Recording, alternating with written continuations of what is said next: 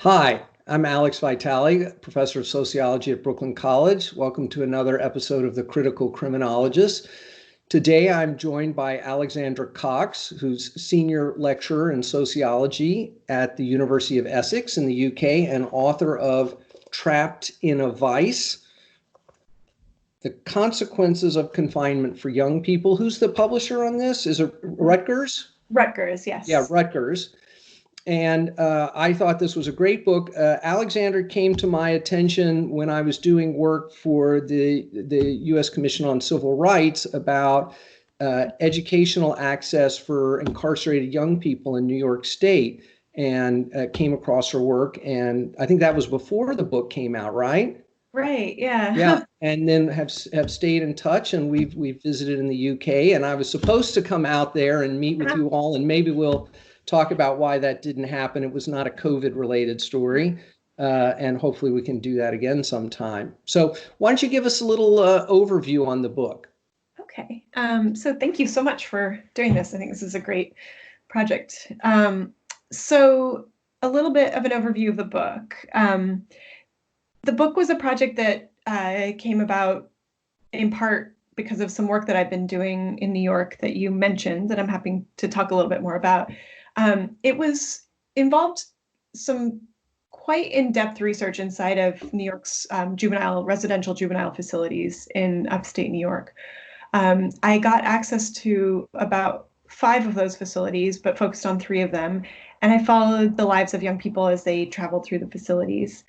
And my kind of overarching interest was in some of the ways that the state really sought to kind of manage and control young people as they went through the system, based a little bit on my own experience of representing young people charged with crimes in the system. And what I knew at the time was that they'd gone through these, state correctional systems and kind of come home not really necessarily, I mean, we all know this, having benefited in any way from their time inside, but also, it was a bit of a black box for me, because a lot of times when we worked with young people in the city who had been charged with crimes, they'd be sent many, many hours away to upstate New York.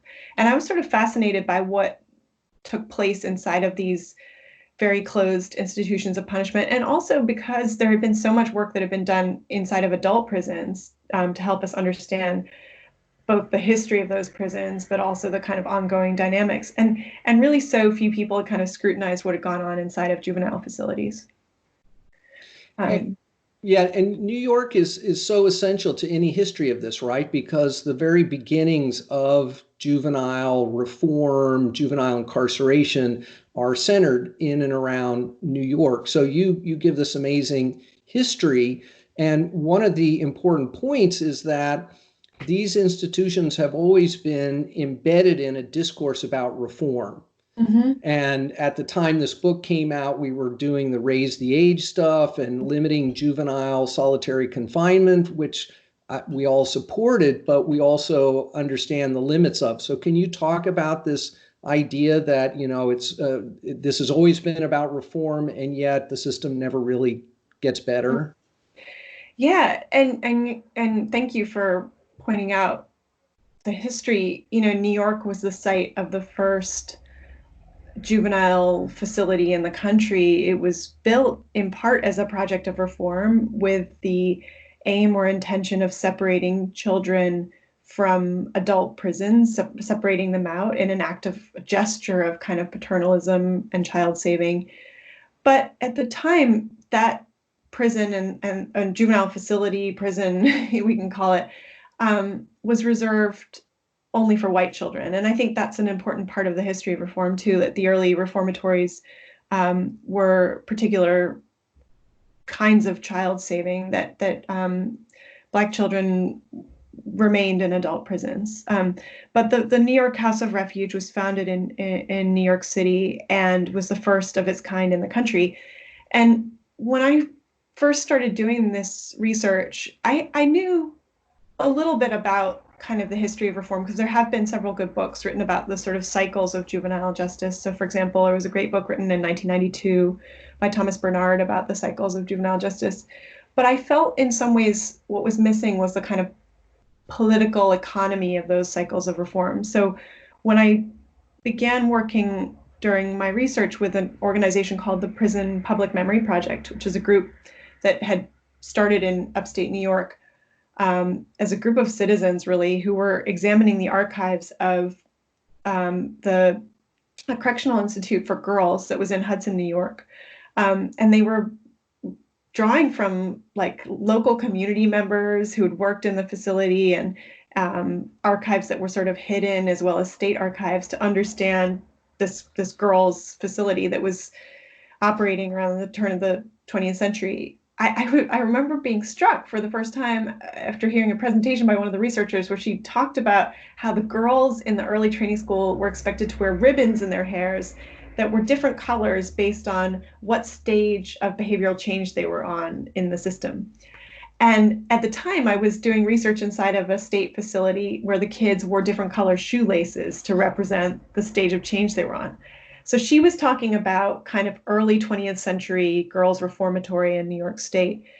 And I was working in a, facility in, 2008. And I think it was that moment that was sort of a eureka moment for me where I felt like, not only, what goes around comes around, things don't, the more things change, the more they stay the same, that kind of stuff, but also that there was a program of reform, like individual reform, that cycled in really significant ways aimed at creating particular kinds of domesticity of kids inside, of expectations of behavioral change and control. And those things might be revised and reworked in certain ways, but that the kind of enduring feature of juvenile facility life was this sort of focus on behavioral change and governing children that have ebbed and flowed over time, but also have been tied and linked to particular kinds of political and economic agendas. So Tony Platt's amazing book, The Child Savers, which was written as a kind of Marxist history in the, kind of early period of Marxist histories, was like really taught me that saving in and of itself can also be an act of, political and economic control. But like, I think the history really, the long history was really important for me to sort of understand how that saving kind of kept on emerging over time, but also how, as you said, we need to be critical of our own contemporary efforts at juvenile justice reform. Because what I also found was that as I was working as an advocate, it seemed that juvenile justice reform was sort of exempt from a lot of the really critical conversations that were taking place in adult prison abolition circles. Like it seemed like, there weren't as many sort of criticisms of the idea that like we need to, reform juvenile facilities and make them look nicer, or raise the age of criminal responsibility by taking children out of the terrible adult facilities. That those assumptions themselves are shaped by reformist agendas. So I hope that makes sense. Yeah, well, this is a constant tension in these movements, right? Is that there are strong constituencies, often tied to service providers, who are heavily focused on reform agendas. So that raise the age, ban the box, more reentry services, have the support of like formerly incarcerated people, and sometimes, big players in these systems, but aren't this deeper kind of abolitionist analysis. And, your work definitely moves us much further in that direction to criticize this. And you mentioned the political economy of these reforms. And of course, one of the things you point out is this kind of responsibility trap that's created that is very much a kind of neoliberal reform of saying that the problems that young people face are ones of, individual level moral inadequacy, and that this program going through these reformist steps is on them. And yeah. I'm struck that the similarity between that actually and Forrest Stewart's work in homeless social services that shows exactly the same dynamic. It's a set of steps that leads to nowhere. Yes. So that even when you do the program, at the end of it, there's not really a profound change in your circumstances. Yeah, in fact, I was reading his book and I had this sort of, eureka moment as I reading it. I wrote to him, I said, oh my God, there's so much resonance here. In also this notion that like this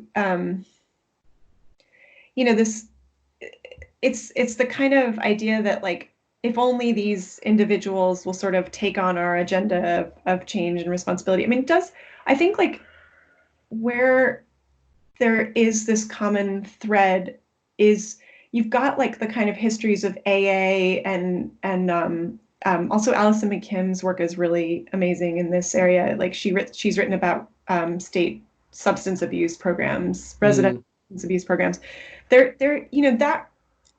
that those logics definitely circulate. So like the thing to remember about juvenile residential facilities is that they're also conceptualized as treatment facilities in some ways, so that they're they they engage in a lot they traffic in a lot of the same like programmatic discourse and ideas about how people change. So like cognitive behavioral therapy is sort of the seen as the gold standard for treatment and change. It's the ideas about change are enshrined in these programs, but the broader logics of them do sometimes map on to like personal responsibility discourses and agendas. And then in the book, I also talk about the ways that the facilities that I was working in at the time, which was around like 2008 to 2011, the staff who worked there also came of age professionally during the kind of 1990s personal responsibility sort of agenda building and accountability building. So like the staff really bought into a lot of the bootstrapping mentalities that were circulating at the time. And I think ironically, it came in part because they recognized that the programs weren't effective at doing anything.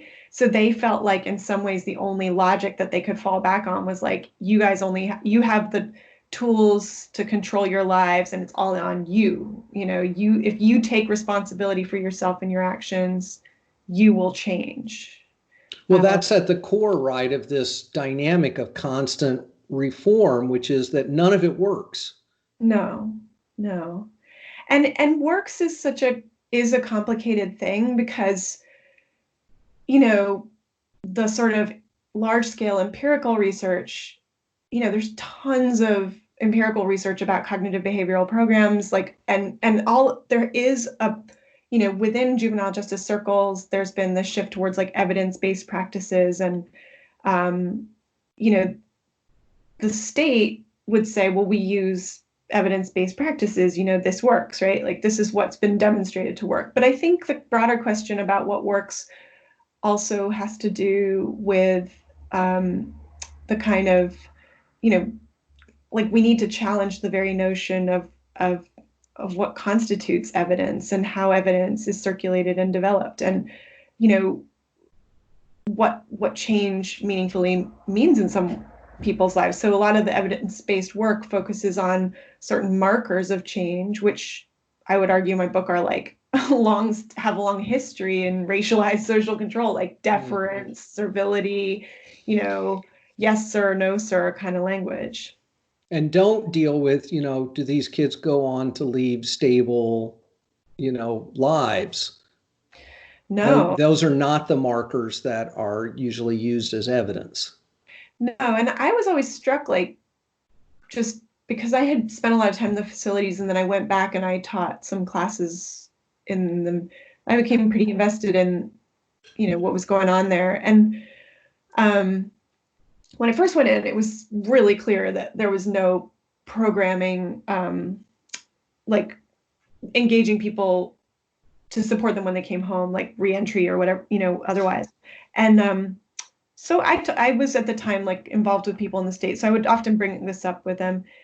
And I was so struck by the resistance, because it seemed like, these were liberal reformers. They were interested in supporting young people's lives.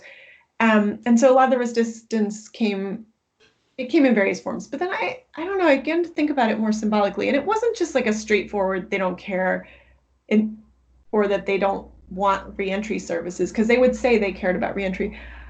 I just wondered whether there was something in like fundamentally undermining or threatening to them about the idea that these were young people who lived lives outside of like the project of the facility, which was reform, control, manage, discipline.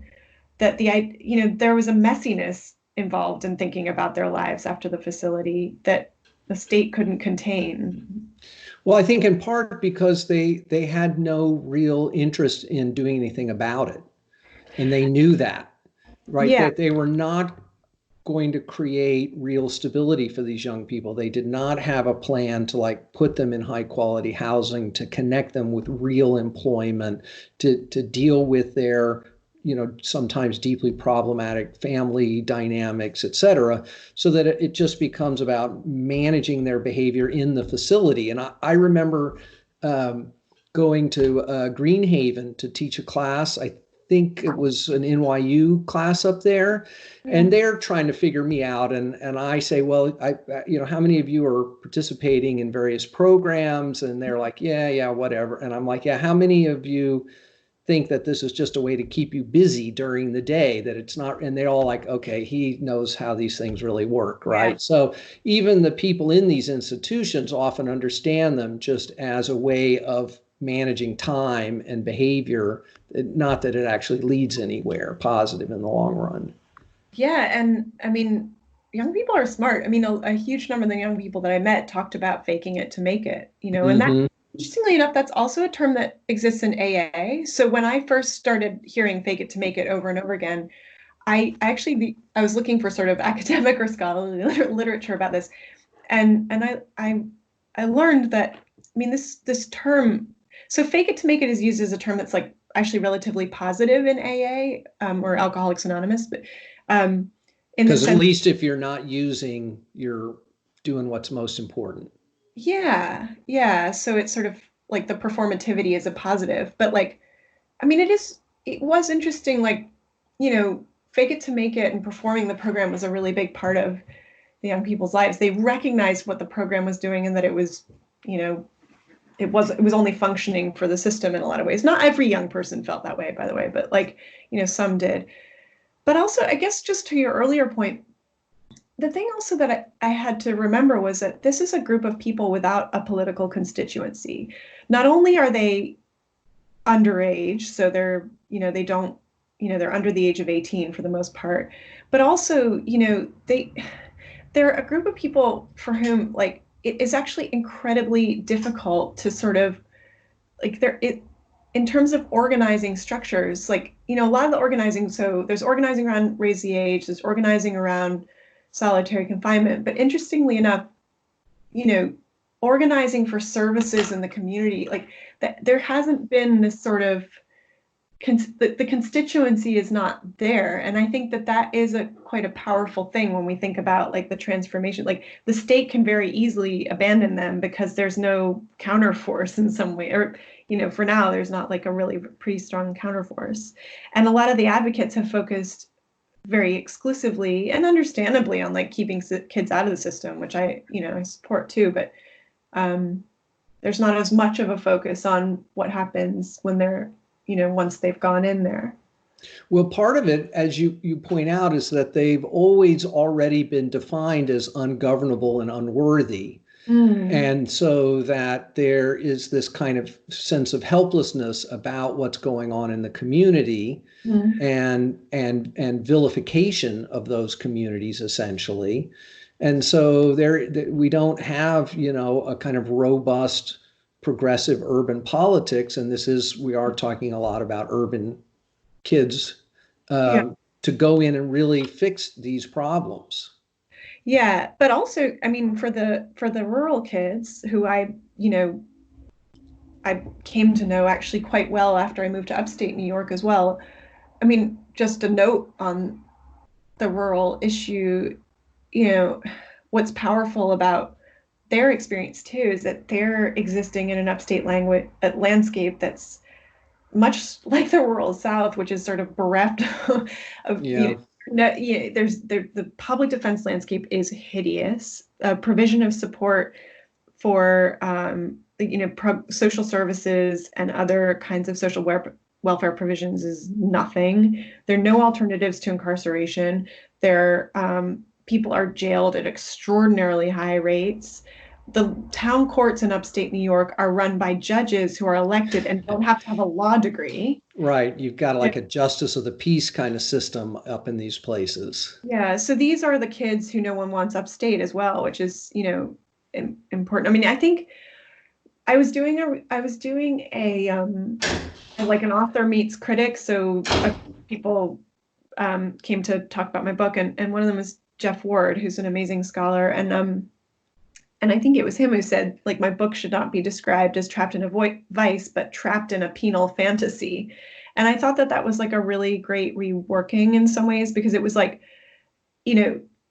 like the ways that the state operates under this fantasy about how young people can and will change. So like, they've got this, idea about young people as being ungovernable or unworthy, or, and, but that's the state's definition of the child, either ungovernable according to the state's terms of and, they engage in these kinds of forms of control and assessment with this idea that there's this kind of governable child that will emerge. But, what we know about kids also just in general is that kids are difficult, messy, resistant, full of antagonisms, full of refusals. And that is actually the complexity of childhood in some ways that makes it feel so dangerous to people. There's this imagining that there are all these perfect kids out there, and that's why they don't get into trouble. But I can tell you that was not my personal experience growing up. Yeah. But what's working here is a kind of labeling theory, right? That you talk about how these kids from very early on get this label as ungovernable and unworthy that then affects the way the schools treat them, the community centers, kind of the stuff that Victor Rios talks about, the youth control complex, and eventually the criminal justice system.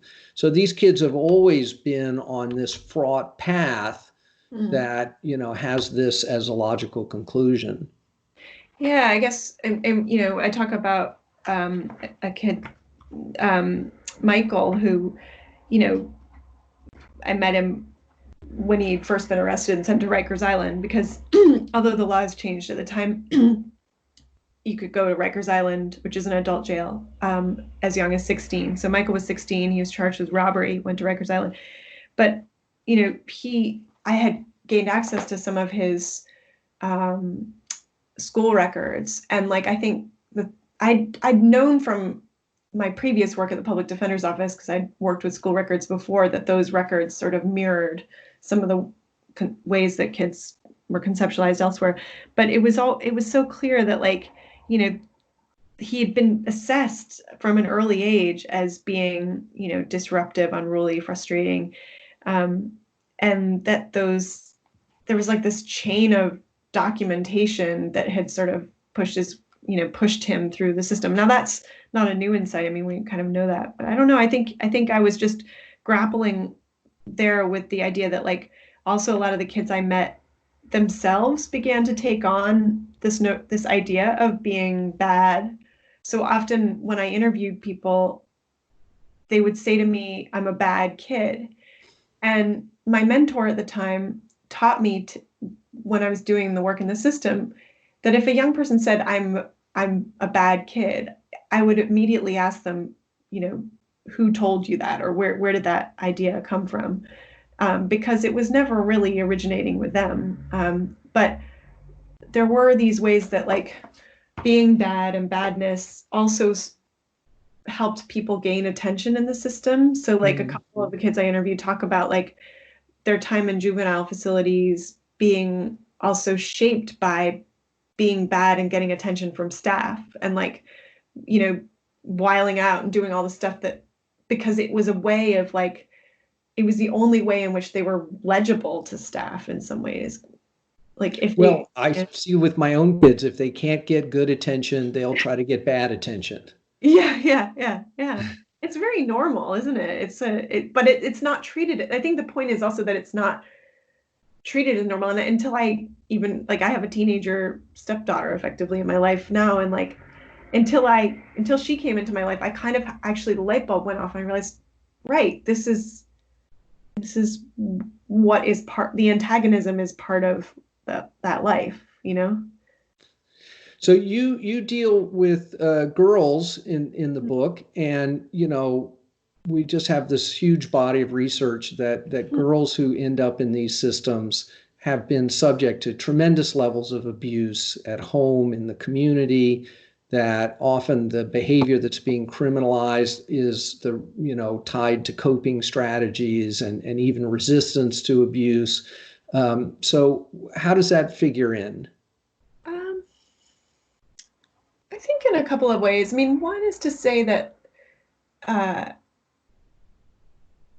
I one thing I would say just from just also my experience doing the work is that like there are ways also that this reading is gendered in the sense that like, a lot of the boys that I interviewed had similar experiences, and both girls and boys had like experienced violence at the hands of the system too. But yeah, I mean, I guess that just sort of, I think talking to girls really brought home for me that I think it's Beth Ritchie has really taught me this, like that state responses to like gender-based violence, which a lot of them had experienced. So like I was really surprised by how many girls I met who were engaged in sex work, and how many trans girls actually I met who had been engaged in sex work.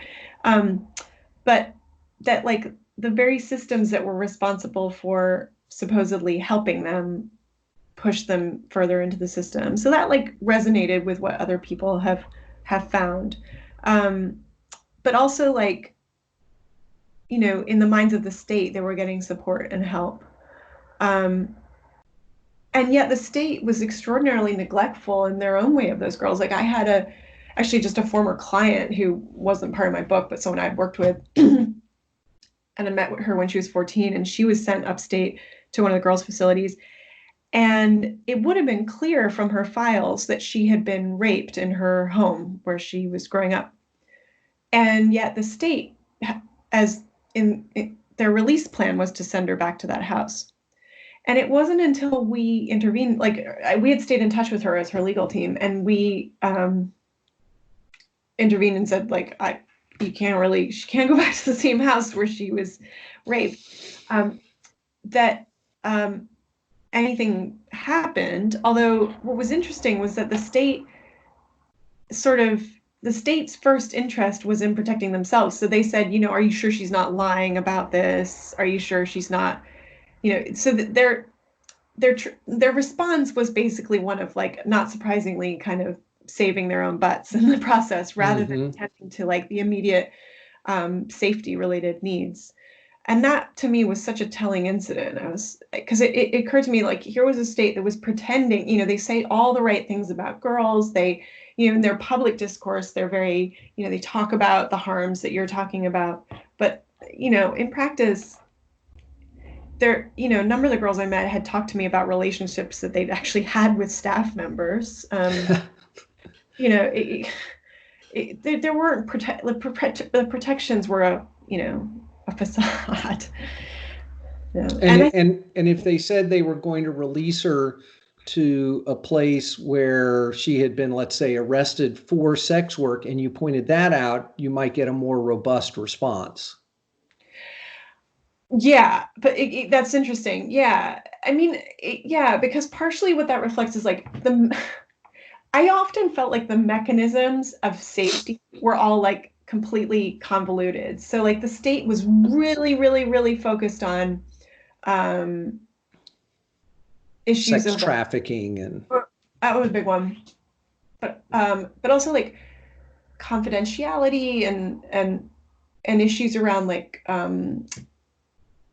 abuse against like that staff. So they like they had mandated reporting in the facilities. So if a staff engaged in a physical restraint, even if it was authorized, like the reporting mechanisms would be kicked into gear and they'd follow those processes. But like there were just sort of perverse logic sometimes at play. So like I had a staff member tell me that there was like this immediate need for protecting the safety of a kid who was in care because he was on a home visit and like something had happened to him.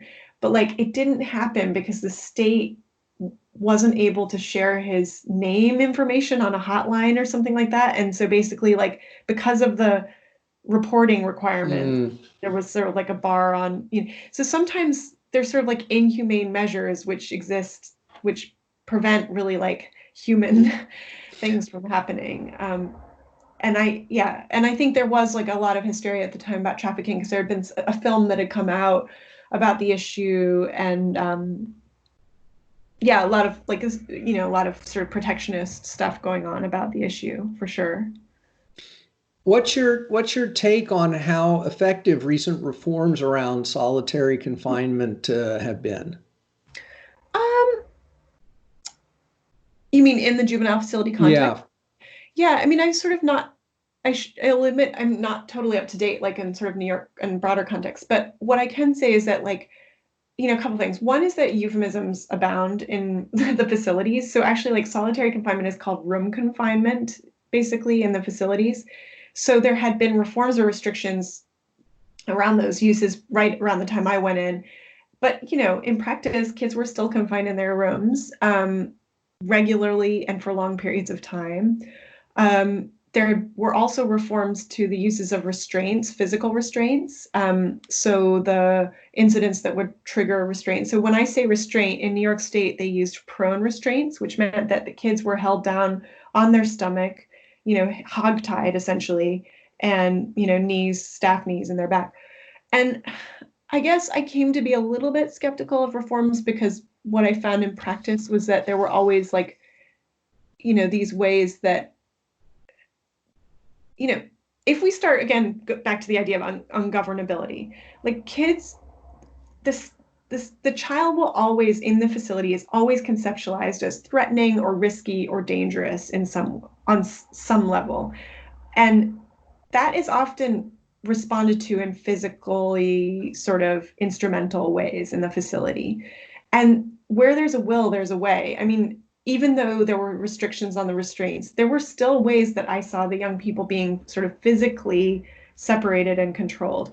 So for example, young people were expected to walk silently through the facility. They couldn't walk past other groups of young people because the expectation was that they were always going to kick off into fights. There was always an expectation that if they were going to talk to each other, it would be for conspiratorial reasons. Like, so they weren't allowed to talk at meals. They had to eat their meals in like 15 minutes or less. They were often locked in their rooms, not necessarily because they'd done something wrong, but basically because staff couldn't be bothered to manage them. So the issue is, for me, more broadly, like, yes, let's engage in these processes where we try to make things better. But I think obviously, many people like Ruthie Gilmore and others have pointed out that these kind of reformist reforms don't fundamentally alter like the way that we conceptualize the people inside as threatening, risky, dangerous, and so on. And these young people are never like actively involved in the self-construction of these environments, right? They're never subjects. I mean, they're never, participants in trying to rework, having the ability to talk during lunch or things like that. Well, they have like superficial nods to participation. And actually, I've just done a piece a little bit dealing with this where I did a little bit of a survey. So like there is this history of youth councils in facilities, and the youth councils are like a very, I would say, superficial nod to youth participation. At the time that I was working in the facility, there was a youth council. I mean, really, truly, it was like a tokenistic process. And what troubled me was that it reflects sort of more broadly, I think, some efforts recently was this broader context where there's a sort of sense that young people need to be consulted, like that that young people should participate in advocacy contexts, but they don't always there's always this sense that the young person has to be trotted out to kind of tell their story. And it's usually a story of sort of great trauma and harm. And then, there's a real lack of engagement. Now, there are people like actually Hernan Carvente, who I know well from my time, studying the system. And I knew him when he was inside, who's done really wonderful work to sort of say, look, like, we are not tokens, like we are participants. We need to envision change. But, in the facilities themselves, it's been quite superficial. Now, I don't know, Hernan and others have tried to, work through that change. It's interesting, like when you say, have kids been involved? I mean, in New York, there had been this idea that kids could, like, one of the reforms was to allow kids to decorate their own bedrooms or their own rooms. And this came from like this reform that took place in Missouri, which a lot of reformers really loved, called the Missouri model, which was like small facilities. And in Missouri, like the kids are involved. They can choose their own duvet covers and stuff. So in New York, if you reached a certain behavioral change stage, you could like choose the paint color for your room and stuff. But again, I think we always have to ask ourselves, how is that sort of favor conceptualized? What does it mean? Does it have real meaning in a place that's still coercive? It's like, sure, okay, it's nice to be able to paint your walls, but you're still locked up. And actually, in the facilities that I studied, the staff locks the doors from the outside. The kids have no control over, the staff have total control about when they go in and leave their rooms. They're cells. Yeah. They're cells. with nice duvet covers in them. With nice duvet covers, yes. So you've been in the UK a couple of years now. Are you doing research in the UK? I'm starting to. I mean, I even though I am actually, my family's English and I did my PhD here, I still feel like I'm trying to get my head around this place, which is actually far more complicated than I thought it was. I mean, part of it is that, the dynamics of racism and social control are actually kind of different here. And I think they're shaped by different histories and dynamics. So I'm trying to gain an appreciation for, that, how these things operate. I've been quite interested here in like how diversion works, because like if in a way what we, are trying to think about is like how we can conceptualize systems outside of these systems of control, like what, England has on paper some interesting initiatives around police diversion and practices. Although I've been volunteering for the last 2 years for my local youth offending team. And I think what I've realized is that in practice, community-oriented systems of diversion, of course, have their own, problematic modes of operation. I mean, in fact, just today, I had a youth offending panel involving a kid who was stopped for marijuana possession, and he was given a 6-month order, community order. Now, in practice, like that means he still doesn't have a record and so on, but he is essentially under the control of this youth offending team for 6 months and has to do 10 hours of community service, and is sort of enmeshed in the state apparatus. So I've been working with my colleague Joe Phoenix, who does really wonderful work just more broadly about thinking about constructions of sex work and so on, but also youth justice. So she and I are thinking about criminalization, diversion.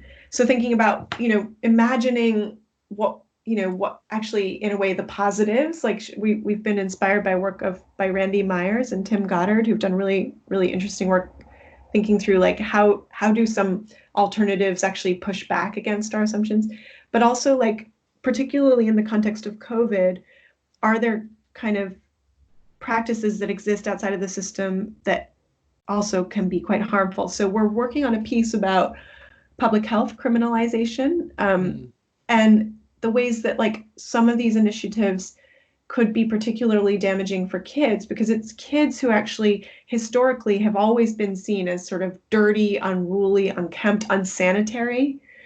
kids are more likely to be stopped for spitting and for, sort of intent, we've been charting a little bit of like the criminalization practices. I mean, it's kids who are, seen as intentionally spitting, trying to kind of disrupt this idea of like what's appropriate behavior. But there's a long history of this. I mean, like the kind of early interventions in New York City in fresh air funds and, kind of, separating children from their families were done in the name of public health. Preventing tuberculosis and cholera. And, I've been reading a really wonderful book that I read in college that is reminding me that like some of the early, sort of demonization of people like focused on, for example, dentistry, because there was this idea that kids have these like incredibly bacteria-ridden mouths to be, dentistry was a kind of project of hygiene and control. And it was this idea of sort of middle-class morality being imposed on impoverished families and children. So like, how are we going to, how is this all going to be reworked? So that's something we're working on. Here in the U.S., the American Association of Pediatrics has just come out with a very strong statement about decarcerating juveniles during the COVID epidemic. Yeah. Have there been similar initiatives in the UK to reduce the incarcerated populations of young people? Yeah, there have.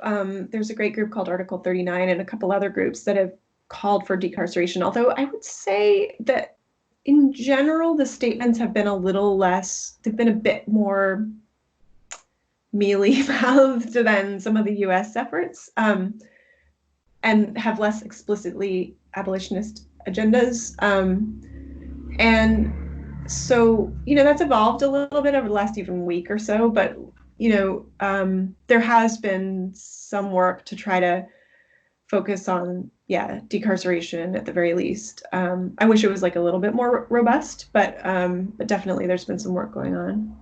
Are there abolitionist voices, though, on this issue that maybe are just not as central to the public conversation? I'm thinking of the Center for Crime and Justice. Yeah, they're less. They're great. I actually am working with them on a diversion project. So they're doing a really cool study about racism in the sort of diversion process. So we're looking at like some of the racialized dynamics of diversion.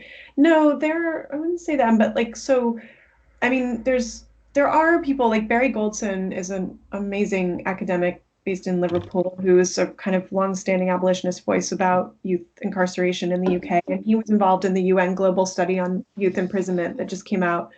And then there's this group, Article 39, which has been sort of calling for effectively for the closure of prisons. So there are a few folks, whether or not they're super connected to like the other abolitionist groups in the UK, I would say is less clear. And I think, but that's sort of similar in the US. I mean, I think,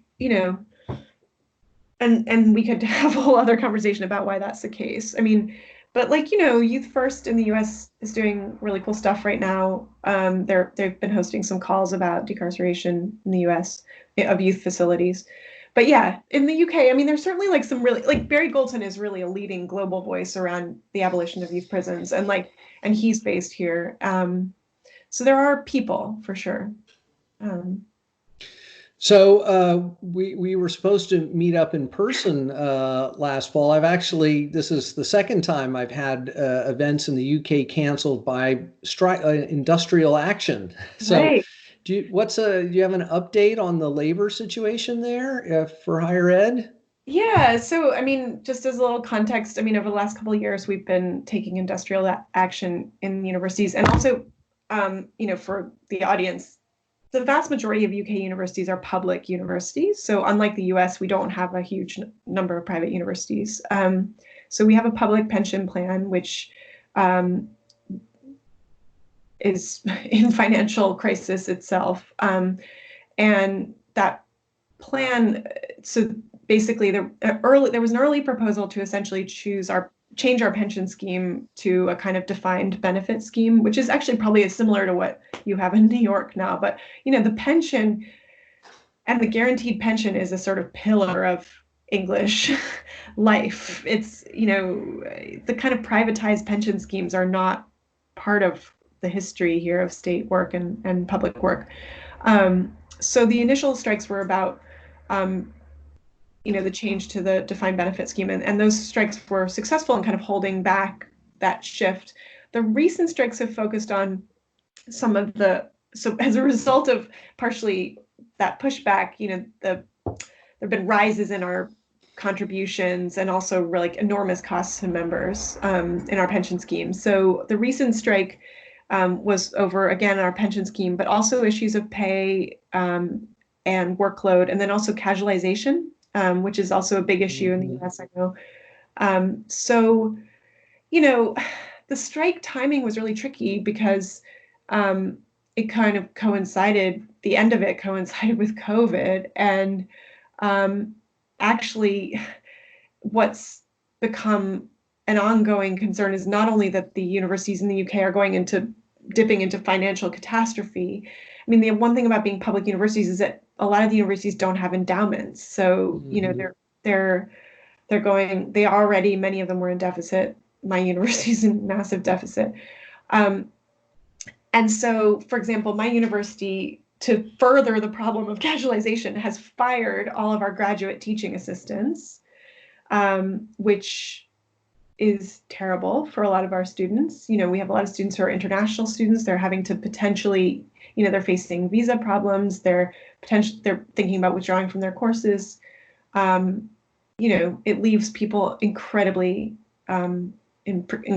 precarious situations. So next year, we've been told we will have no doctoral level teaching assistants, and they've also fired all of our fixed term staffs, which I think the term, like adjuncts, they've also fired effectively all of the adjuncts.